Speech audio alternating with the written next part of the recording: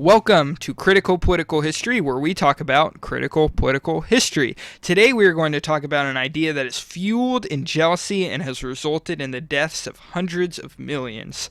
No, it's not communism, even though communism fits into those parameters. It's ShortMan Syndrome. ShortMan Syndrome, also called the Napoleon Complex, is the idea that short men must compensate for their height by being the biggest assholes in the world. This video isn't about the reality of the idea because, as anyone who isn't a male under 5'9" knows, ShortMan Syndrome is definitely real. I'm going to tell you why ShortMan Syndrome has amassed such a staggering kill count in today's video.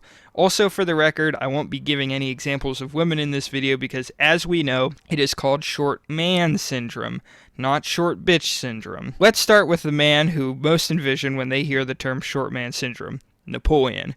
Even though Napoleon wasn't actually as short as many people believe, he was 5'6", which is still short, so screw you. He was a very passionate and aggressive person, and Napoleon was, and still is, considered a military genius, which, unsurprisingly, led to a lot of deaths. Napoleon has an estimated 2.5 to 3.5 million combat deaths and an estimated 750,000 to 3 million civilian kill count.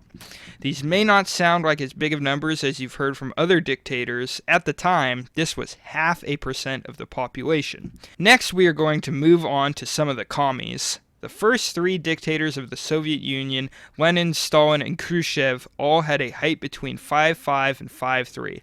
Joseph Stalin famously photoshopped pictures to make himself look taller, and basically everything he did is attributed to his paranoia, which may have been the paranoia of tall people. Joseph Stalin is going to help inflate this kill count because he was killed at tops an estimated 60 million people. There is less of a defined kill count for Lenin, but his numbers range around 5 million, and Khrushchev was responsible for I don't know how many deaths because I can't find a number, so maybe one of you guys can help me out in the comments, but he was short and he was a communist, so I'm going to have to say at least 1 million. Sticking with the commies, Kim Jong-il was 5'3", and I really don't have to explain this one because, you know, North Korea. Hirohito was 5'5", and I think the rape of Nanking speaks for itself, but I've seen numbers as high as 50 million during World War II alone. The last person I'm going to talk about today has two deformities. One is being short, and the other was being bald. You guessed it, I'm talking about Mussolini. Mussolini was 5'6" and was responsible for the killings of an estimated million or so. With only the people I have mentioned in this video, the kill count is already well over 100 million. So next time you have some short guy being a prick to you, maybe watch your back because you don't want to be killed 1,000,001 to short man syndrome.